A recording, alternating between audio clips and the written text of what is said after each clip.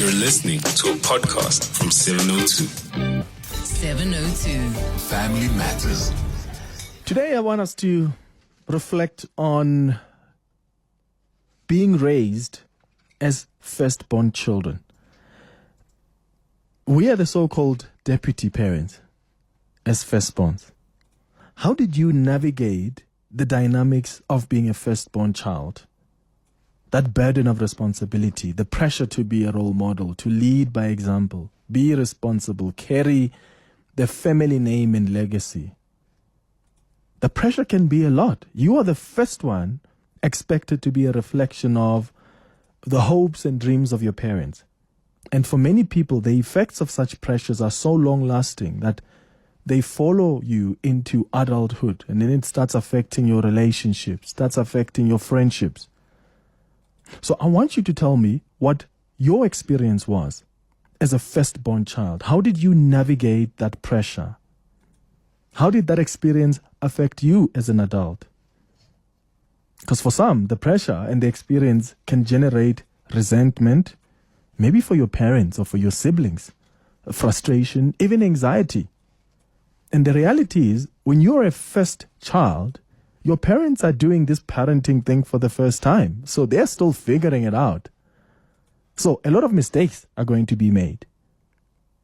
Have you ever wondered how even the way we as firstborns experience our parents is different to how our siblings do? Many of us firstborns experienced beating when we misbehaved. And then the ones who come after us have it easy, you know. Maybe in your context, they receive timeouts or lost privileges when they do something wrong. Or maybe things were hard at home financially when you were born and things changed for the better as your siblings were born. How did you navigate being a first child? And as a parent who's raised that first child, what did you observe about your first child and how they were navigating that responsibility they had even to their siblings? 011-883-0702. That's where you can give us a call, or you can share your experiences with us on the WhatsApp line 072-702-1702. 702. Family Matters. Dr. Kgomotso Masokoana is a counseling psychologist. Masokoana, apologies. Yes. Is a counseling psychologist who is going to help us in this conversation. Thank you for making time, Dr. Masokoana. Good morning. Good morning, Clement. How are you? I'm okay. Are you a firstborn yourself? No, I'm a last born. I'm the baby. I'm the sole brat of the family. Last borns. So, let's start talking about the dynamics from the parents' point of view. Because for many of them, they're having this child, it's their first, they're navigating this parenting thing. They're really not sure how to deal with this and the other issues.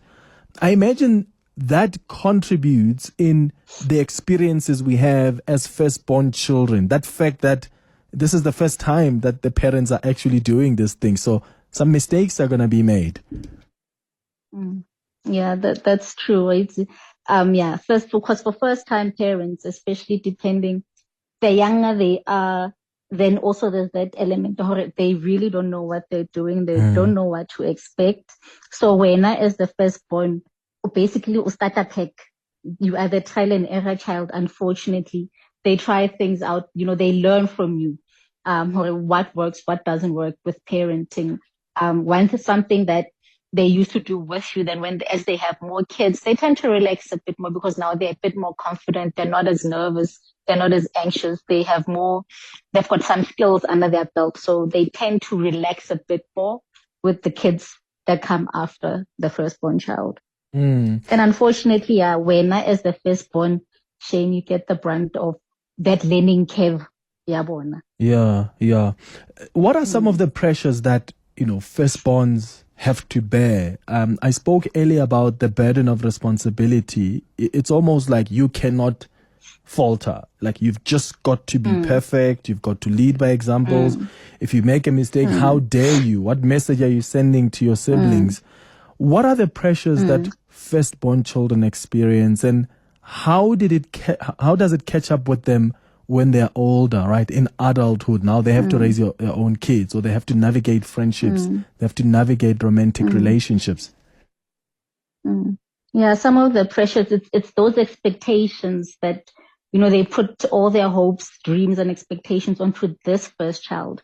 You have to be, as a first child, you're expected to be perfect. Like you said, you can't do no wrong. Because now you are that, you're a reflection of them. You're a reflection of what kind of parents they are. So you're expected to be, number one, responsible. And when it comes to school, you have to be clever and very intelligent and attentive, and you have to be that diligent child. And when you have siblings, you have to be now like you said, deputy parent or surrogate parent, as I like to call it. You have to now step in where the parents can't. And that's a lot of responsibility for a child who's also still growing up. They also don't know what they're doing. So then kids like that who go through those kinds of pressures, then they might grow up into adults who are anxious themselves, or who put unnecessary pressure onto their own kids as well as themselves. So whereby you'll find over them, you get 99% in an exam. It's like, but where's the 1%? Yeah. If nothing is ever good enough, so there's that extra pressure that you have to be perfect at everything. You cannot miss a step, which is really an unrealistic expectation to put on anyone. Yeah, and then Kgomotso comes as the last born, got 65%, and you must have a party at home. And they're like, oh baby, yes, like, oh baby, you did so well. Oh my goodness. I'm so proud of you. In fact, let's follow up on that.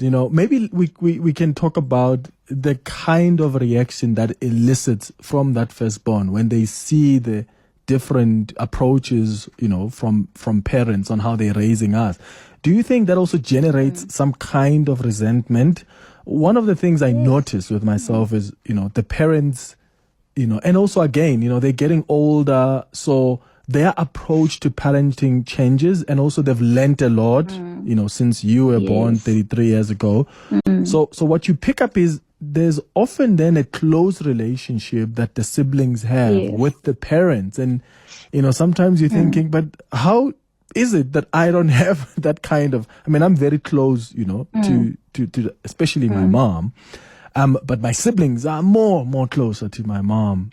And I wonder do you have instances where sometimes in observing how the parents may even discipline you and how they disciplined you compared to how they are now disciplining the younger ones that come after you, can it generate a tension among siblings? Yes, it can. You can lead to like competition between the siblings. There's that sense of competition because initially, when you are number one, as the firstborn, you are the favored child. Now these little people come and now you must share the attention with them. You must share your parents' affection. And then to make things worse, they treat your siblings a bit better than they treat you. So then that also tends to seem a bit unfair. You do become resentful. There's that you look at them, you're like, and then you might actually feel a bit unwanted or, oh, okay, so now as that, like I said, the starter pack. So now why don't I have the same relationship with my parents? As it just from your perspective, it seems like, your siblings have it easier. But then, as a child, you don't also realize, some of these things that are from, like I said, your parents, they learn from you. They learn as they get older, they mature. And then also times mature, they learn a bit more about parenting, what works, what doesn't work. So hence then you might find they're a bit more closer to your siblings. But the thing, because we're living in different times, kids nowadays, they're more outspoken. We teach our kids now that they mustn't stand for nothing. They mustn't take BS. They must stand up for themselves. It's no longer a thing of kids are to be seen or not heard. Now it's like you must speak up, have a voice. Hence, then your siblings might have a better relationship with your parents because they're a bit more vocal. And your parents have actually fostered that relationship with them. They've learned that get your kids to talk to you. And with you, in hindsight, yes, they wish they could have done that, but maybe Libona, where they are, they're thinking maybe it's too late now for us to try and fix that with the firstborn. So let's do better with the kids that come after. Yeah. 011-883-0702. How did you navigate being a firstborn? And I want to hear from also the lastborns, right? Or the middle children. How did you observe, and how was your relationship with, your brother or your sister, the first child at home? And as parents, what did you observe about that relationship between siblings and how your children, the first children, navigated being firstborn children? Let's start with some of your WhatsApp voice notes that have come through. Good morning, Clement. For me, one thing that I learned from being a firstborn or a deputy parent is that I've learned to be responsible. And that I've grown up with, even in my household. I've taken it to my household. And even when I got married to a lastborn. Well, the lastborns. I always say, you know what, they are the babies. But that's a story for another day.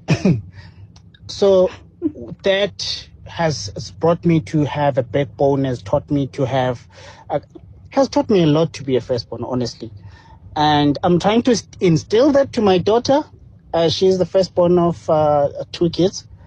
I'm trying to making her more responsible and more being a deputy parent. Thank you. Simply from Midrand. Superior, thank you for that. In fact, Dr. Masokoana, maybe we should look at the positive aspects as well, because it's not all doom and gloom. I mean, Superior says, negative. I learned to be responsible. I think that's one of the things I take as the firstborn. I learned to be responsible. Oh, and I learned conflict resolution skills. So when the siblings fight or there's tension between one of the siblings and the parents, you've got to come in and be able to resolve that. So those are some of the things I took out. So there are some positives to being the deputy parent. Yes, there are. Yeah, there are, and that sense of responsibility. That's why if you would look at a family where there's like 3 or 4 siblings, the firstborn usually, in most instances, they're the ones who go on to be more successful, more well-adjusted in terms of what they achieve, what they do with their lives, rather than the middle child and sometimes even the lastborn. Then you'll find that those tend to be the black sheep of the family. It's very rare for firstborn to be the black sheep in any family. Well, we are not allowed to. We're supposed to be perfect, I guess. Exactly. So, that sense of responsibility. So there are some positive qualities to being the firstborn. And I think also one thing to take into consideration is also the age gap between the siblings. The bigger the gap, then I think the bigger the difference in how the parents raise the kids. But if the firstborn and the secondborn and the other kids, they tend to be closer, they tend to get about the same they raise the same way. They basically raise each other, rather than when there's a big gap. That's when you tend to see the differences, actually. Yeah. Phineas in Randburg, good morning. Morning, Clement. How are you, my brother? I'm all right, man. How are you? I'm good, my man. I just want to comment, man. I like the topic. I'm not a firstborn, but I'm acting as a firstborn in my family. Remember, being a firstborn, it's like you're being a parent before a parent. Because you take too much responsibilities to your siblings. I want to talk about myself. I raised all my siblings. There's the one that comes behind me. I had to drop at school. Just because to take care of my siblings, my friend. Wow. So, being a firstborn is a difficult thing.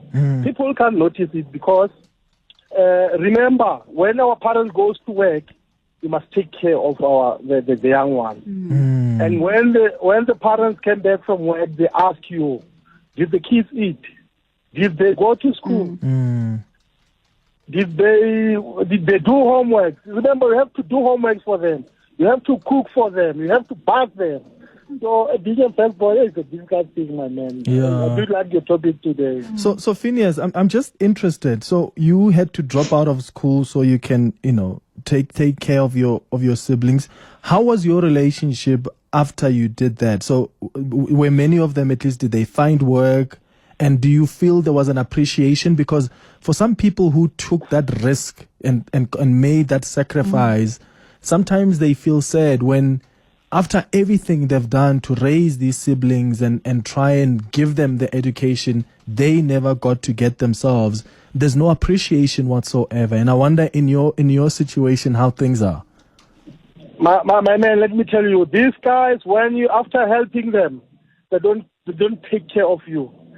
You can take a loan and build a house at your home, but at the end of the day, they want to tell you to go and look for stand for yourself while you're still paying a loan.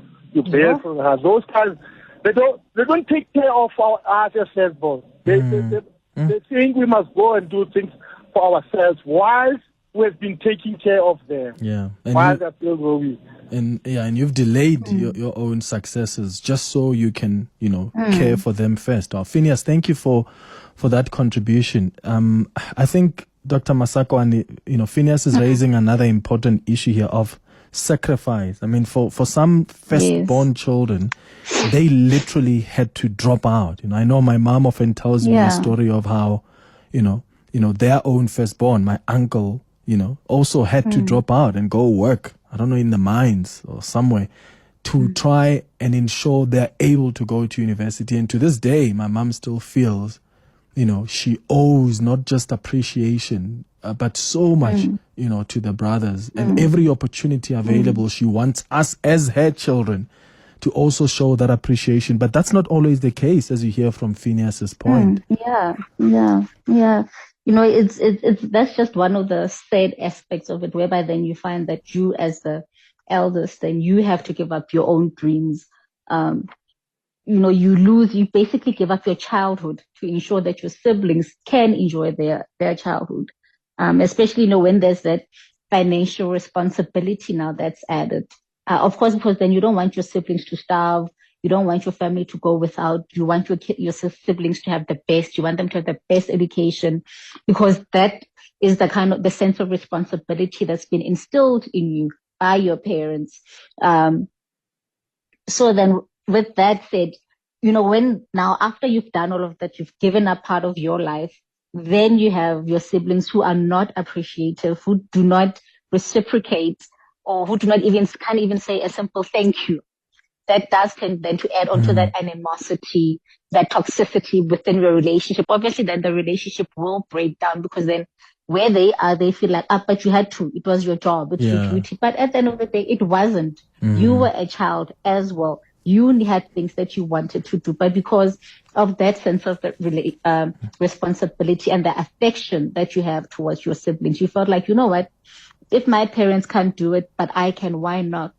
So it's a very sensitive thing, because there's no guarantee how your siblings are going to react. All you hope for is that they will appreciate and they will recognize the sacrifices that you made in order for them to have the lives that they have. Yeah, we must also be careful not to have, and this is not to say we're not suggesting that firstborns must also feel entitled to some kind of payback, because sometimes the firstborns will say, hey, when I dropped out, I did just this.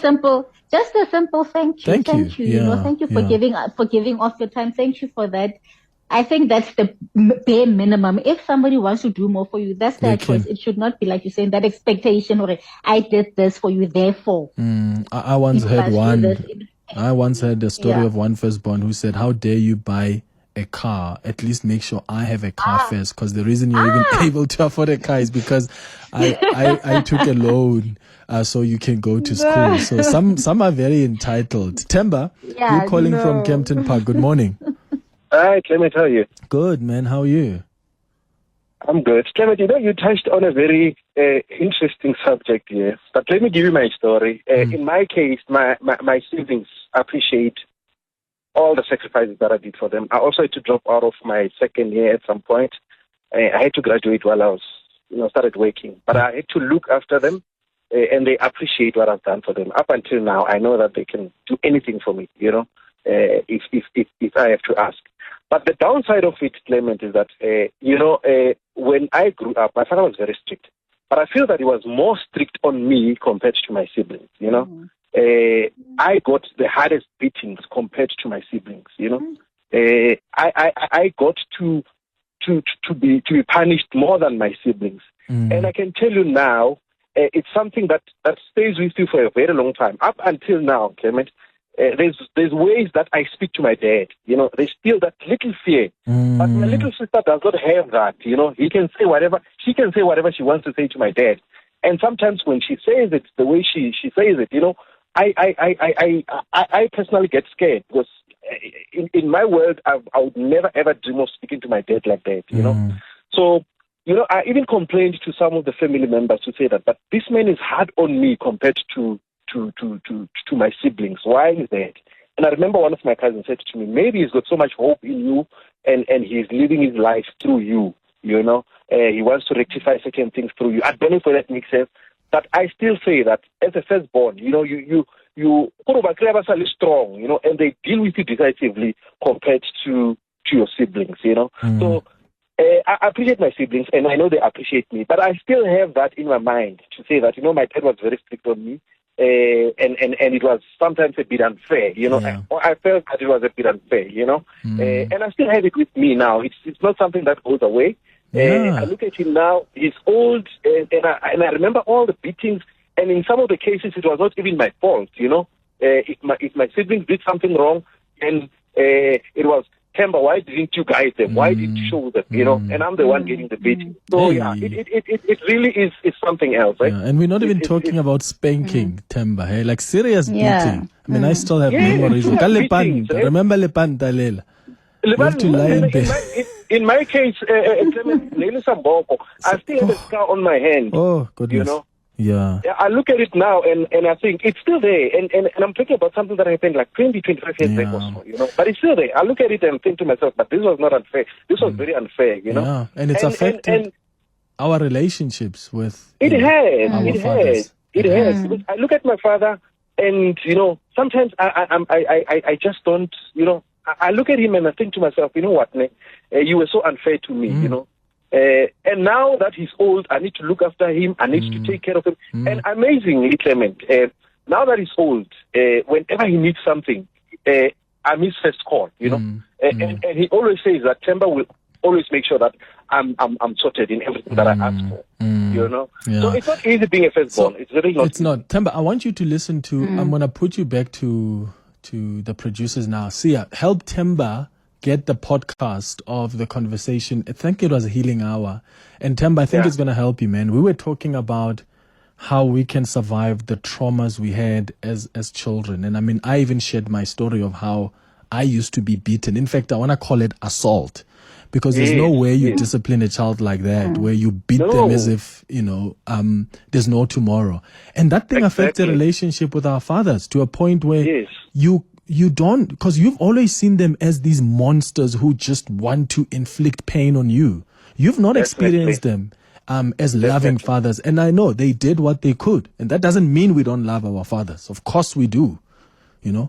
He's my dad and I love him to bits. But I'm saying, if you look at the relationship we have, it's not the best, because you grow up looking at him as this someone who doesn't even allow you to make a mistake. One simple mistake, you are in trouble. You're going to get the beating of your life. So when you grow older, it's not so easy to just switch, You switch, and then now we are these besties. And I remember getting a call from a listener who said, Clement, I can drive with my dad for 3 hours and I can't even say a single word to him. Because to me, I've not experienced him as that dad I can talk to. I've experienced him as someone I'm fearful of. So when you are a parent and you are disciplining your children in that manner, think about the consequences down the line. It's 11:31. 702. Family Matters. All right, let's go straight to your calls now. Clive in El Dorado Park. Good morning. Hi, good morning. How are you, Clement? Good. Hey, I'm good. How are you? Good, man. Go ahead. Yep. So my experience of being the first was quite traumatic, because sometimes you grow up in a family whereby you are the first, and then you live with your cousins, and then in the same house, and then your granny used to be there. The granny becomes like the person who would be always looking after the first, and then when the granny died, and then you have now family squabbles for the house. Now you have to be like a husband to your mom, because you must defend her. Yeah. And there's family dramas going in. Your mom is the eldest between the sisters, and there's their drama now happening. Now you're a child, you get pulled into adult stuff. And you start picking up a bit of resentment towards what your family is doing towards your mom. And all of a sudden now you're a husband figure, you know. Long story short, now you get in the house, and now you must now be a provider to your siblings because the stepdads are no longer there. And then my mom is unemployed. My mom has got no education. She gets a job to go and work as like a maid, a sit-in maid, or what people call like a stay-in maid. Now I have to be mother, father to my siblings, and I'm still longing for this big brother figure because everybody talks about a big brother.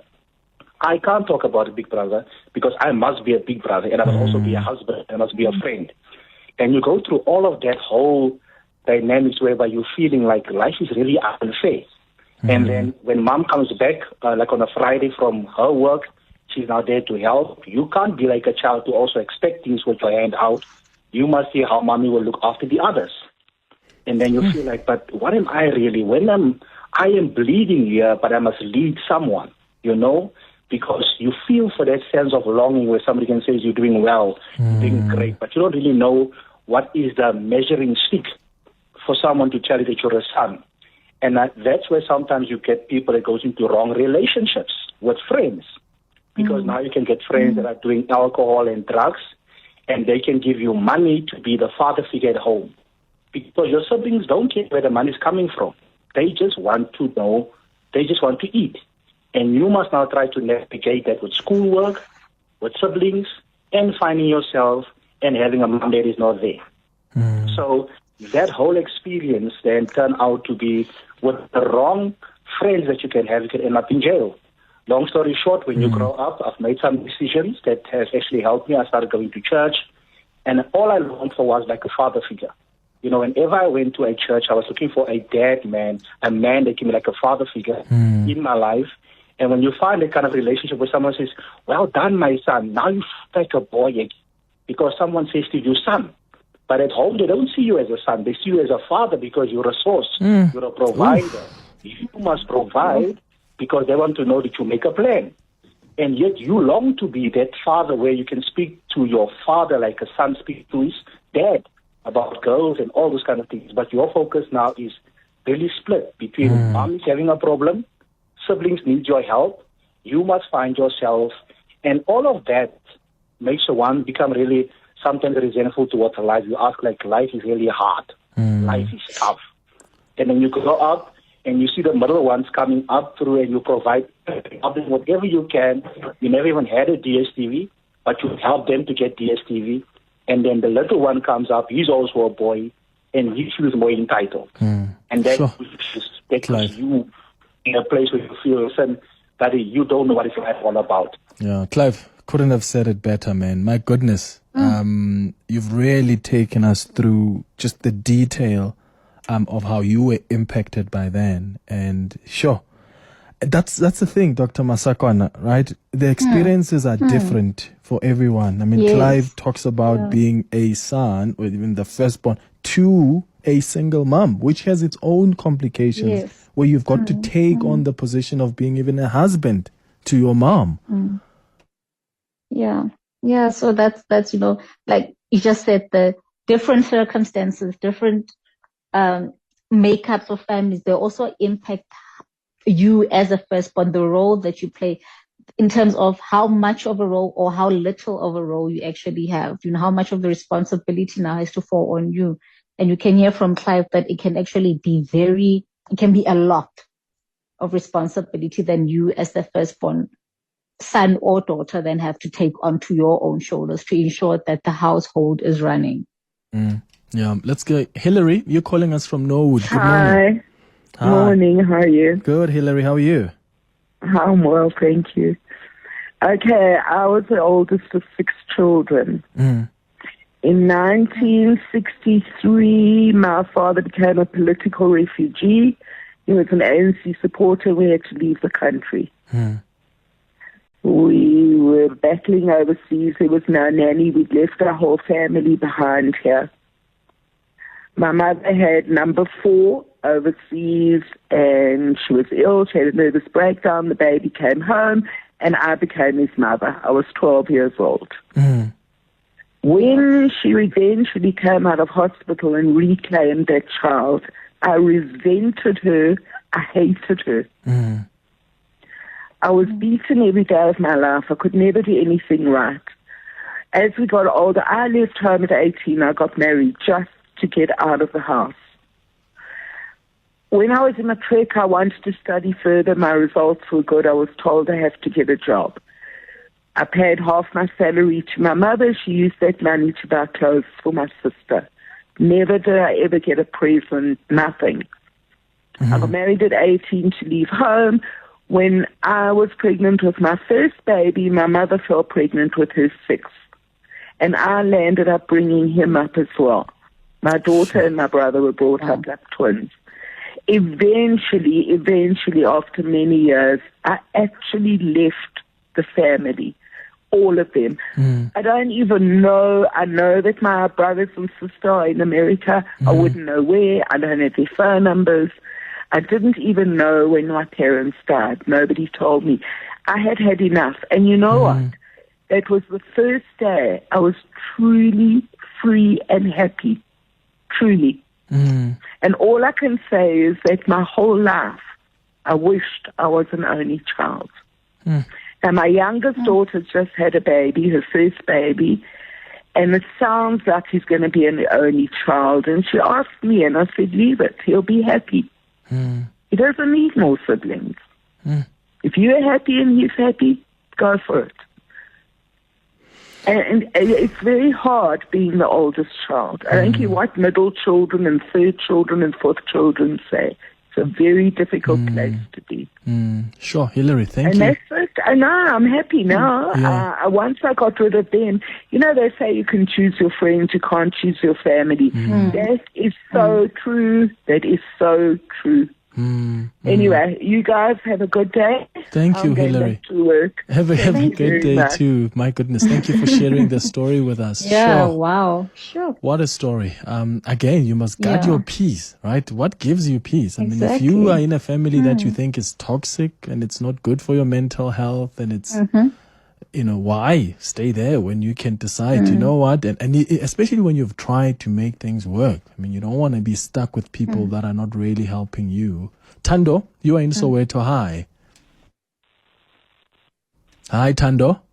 Hello. Hi, go ahead. Sure. So I'm a firstborn child. And when I was growing up, you know, it wasn't the responsibilities that I was given. They weren't really that hectic. But I will tell you how they affected me. For instance, my sister, I think that there's a 2-year gap between my sister and I, the one that comes after me. And then I think when I was 3 years old, she was a year old. And then things like, you know, playing with a toy. And then I would be told that, no, you know, when she's crying, give it to her. She's only a baby, right? And then when she gets to 3 and I'm 6, I observe what's going to happen. So she's still a baby at 3 and I wasn't a baby, right? And then as they're growing older, and then I had other siblings, and then, you know, it's little tasks where my mother would ask me to maybe sweep the kitchen when I was probably around 7 or so, which was not really hectic. But what I used to do was to always compare myself to them. Why not them? Because they also were at an age where they could do what I was doing, right? So as an adult, it was always a matter of comparing myself to them. And that did not make me as responsible as you are. What that did to me, I then became less assertive because I'm always comparing myself to them. Why not them? And then in the process, they became more assertive than me, right? And I just sort of took a backseat. And then giving birth to my first child, I was acutely aware of what that does to a firstborn child. So I was always looking out for things that would affect her later in life by being given certain responsibilities. However, with my child, my first child, she is a strong-willed child. I remember going to her pediatrician and asking her that, how do I deal with my daughter? Because I will tell you, I will give an example. We were once, I think it was Pick and Pay in the vegetable section, and I was just picking up I think, green peppers. And she took them back out of the trolley, took them back, and she must have been about 5 at the time. She said, no, not these ones, but these ones, Mami.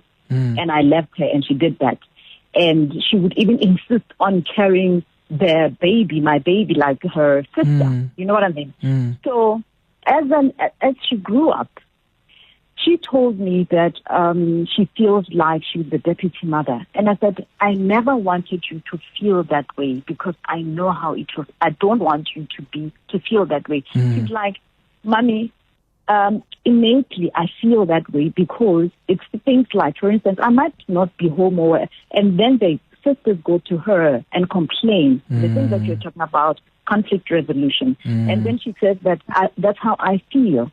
And then also, when it comes to two parents, when your parenting skills are not aligned, it's also a challenge. Because her father, now she's about 20, her father would say, okay, take the car, go pick up your kids.